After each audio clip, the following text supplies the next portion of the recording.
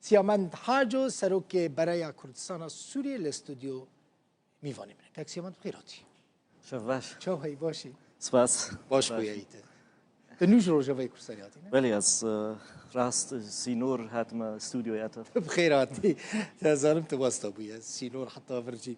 ریا من خواست لسر لیوگرا کردی با آخفن و شاندک هفبشیا کردی هات بو آوا کرن شاند حتی نه نچویه شامی بحثا لیوگرا کردی تی کرن کود 2014 دا ریکفتنا دهو که بحثاویه که کربو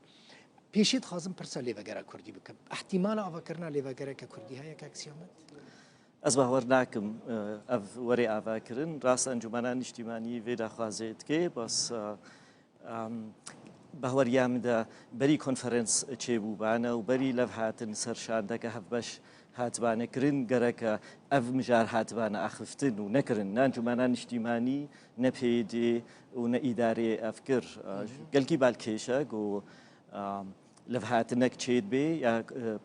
تفکر سیاسی کردی کی بای انجمنان اجتماعی و پیدی و سرلیفگری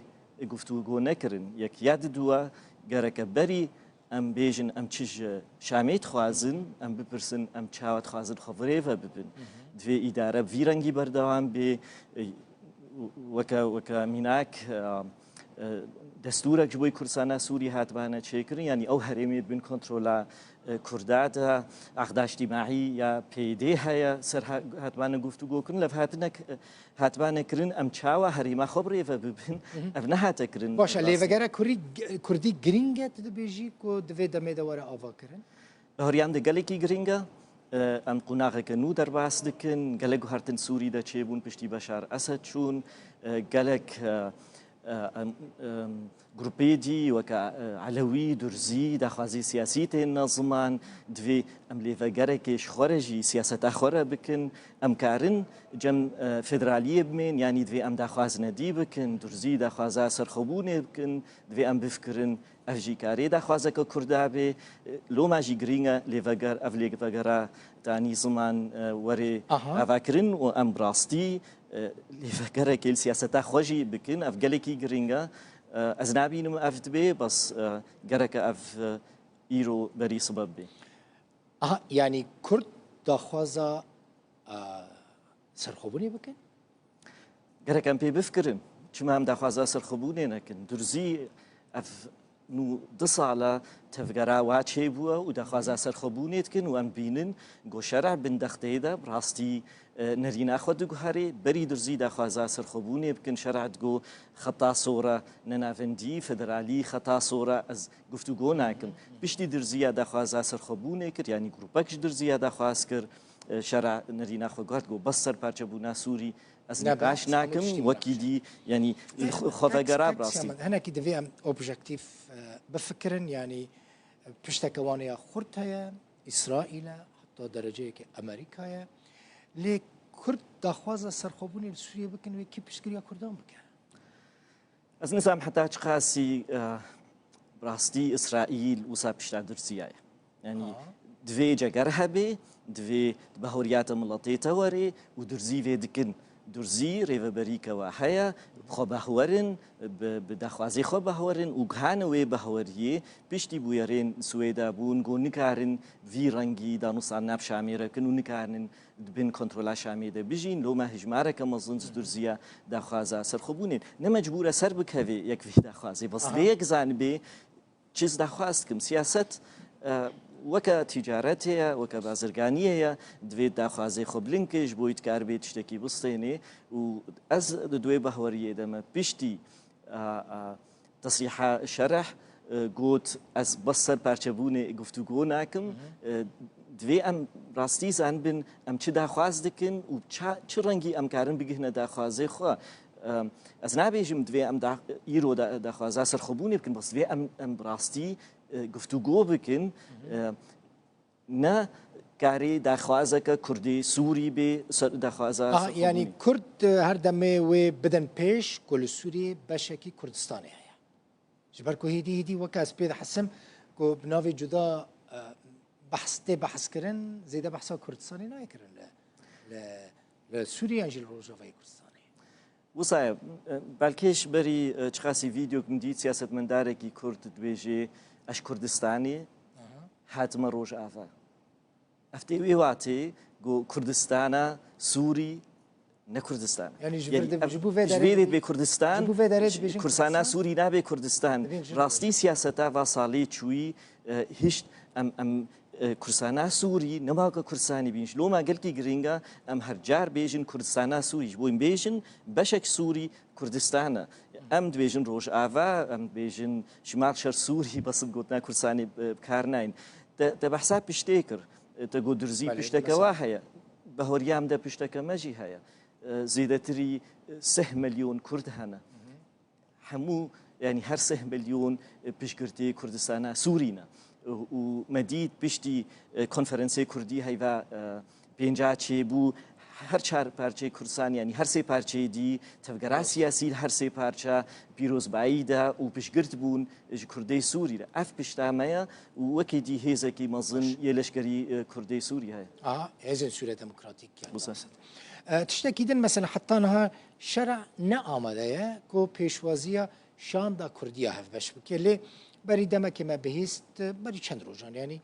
قوتي از آمده ما پیشوازیه شاندا انا کسی بكم لگور نریناتا کاکسیامند کرد به هفرا بچن شامی یعنی او شانده کش قامش رو در کتی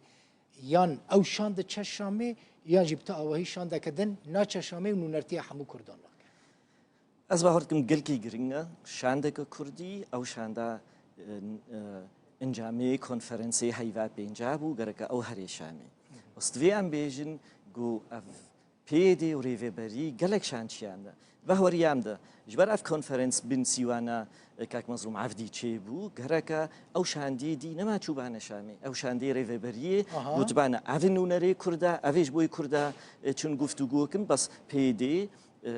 تكو شاندي خوشياندن اداري شاندي خوشياند قصدي شاندي خوشياندن افشاشي دي گلكي مظن بو عاليه دي گرک بو نچوبانا گرک نچوبانا گرک گوتبانا شاندک چه بوا او دخوازی کردات نیزمان جبر شاندی پیدی و یه اداره سر کردستان سوری بازار دکن نو سایه گو سر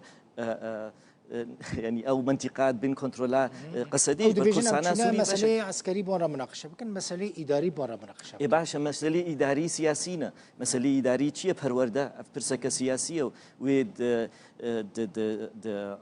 دبستاني كردي به و نه كردي به چه زمان ويد هرمي د اداره د رسمي به كردي عربي به افهمو پرسي سياسينا نه پرسي يعني اداري اف بشك ج دخوازي وشاندي به وكي امي چاو خبري بن و موظفي هرمام و شامي ان يه هرمي بن و چاو ان تعين افهمو پرسي سياسينا ادارينا بس دنكاري واجف جدابكي و يلشكريجي دنكاري او بخوصايا د همو دانوستاندنا دا یه سیاسی گوچید بن وڵاتی درەوشا سووری دا شاندێکە سیاسی هەیە پرسێ لەشگەریژی نیقاش دکێ کی سینۆر پارێزێ چ ڕەنگی سینۆر ئێ پارێزن کوردستانە سووری وێ هێزێ نافخۆی کی وابڕێ ئەف پرسێ سیاسینە سیاسەتمەندار وانی قاشکن و دووڕە لشکری و بجیتینن جبرولوژی از به هردکم انجمنان اجتماعی که تخفیه کیدا گرکه هک نکت به خفکیجی قبول نکربانا گوتبانا ام روجا افشاند هاتا دامزراندن دوی افشاند دی بسکنی یعنی تشتکی دیجی یکاری بکی شاند هات نچیکرن یعنی گله کمیته هات نچیکرن او خواص های شاند که گشتی دی نقاشی بگشتی دکی دوباره کمیته تینه چی بس کمیته هات نچیکرن یکی کاری بو بیجه باشه انجمنان اجتماعی و به بشکل و کمیته بیجه صدی پنجه اندامی کمیته و حوالی انجمنی یعنی تفکرادی سیاسی بن اوچن دانستان نکن نه جبو دما پیش تو دبیجی دویج نهوشم و ریو بریا خسر به سری خو نچن شامی یعنی گورکم مشتفیم کرد دوی انا کثیره بچن شامی یعنی جی به اندامشان دا کردی را بچن شامی وسا وچینا بی هل شام مثلا جوینال پیش هست احتمالا که مثلا جوینال پاریس چی ببه وسا از مطمئن منم چاوا ام سیاست کن براستی شان چی بوا نونری کردی سورینا گەلێکە کاری دیپلۆماسی بکن چوبانە دانوستاندن گەلک وڵاتی ئۆروپی بە ئەمریکیارە بە بریتانیارە کردوانە ئەف نەکردن ڕاستی حتان هەل شامێ ڕوونیشتینە لنگدانینە سەر لنگ و لە هێویا شەرعن وا داو بکێ بەس دەکاری بوو دبەرە کار نەجی بکاری بوو دەخت بکێ دەما هوندناوە ئەنە کەسێدا بوون کەسێکی ئاکتیف بووی دیپلۆماسیە ئەنە کەسێدا ئەف شاندا کوردی کەکسیامە دکارن بێ شامێ دیپلۆماسی بکەن لە دەرەوە کاری دیپلۆماسی بکەن کی ڕێلوا دەگرێ کەس نکارێ ڕێلوا بگرێ شام نکارێ ڕێلوا بگرێ مافێ vêşandەیە دانوستانی دیپلۆماسی بکێ مشکلامە گو ئەم بەهۆریامە گەلێک جارە بمەنای ئەم بەهۆریامە بڵەتێمەنای وش بەرلۆژی داخوازێمە گەلێک جارە قەلسن بڕاستی بەرلۆژی ئەس بینم مافێ vêşandێ دانوستانی سیاسی بکێ بەس ئەفشاند نەچێ بووەش بۆی هەرێشامی ژبەر گو وسابانی بهتر دەختل شامێ کردبانە گو ئەفشام هەرێ ژبەر نەقەسە دێ دەختێل شامێت کێ نا ئیدارە دەختێت کێ گو ئەفشاند هەرێ و ئەنجومانانی نیشتیمانیژی دەخ نەکردی حتان ها شامیش بۆی ئەفشاندا گونونەرتیا کوردی سووریت کێ گەل هەف هەرن داخوازەی کووردا جیبێن شامی گەلێکی سپاس سیامەند حاجۆ سەرۆکی بەرەیە کوردستانە سووری میوانی بکوی سپاس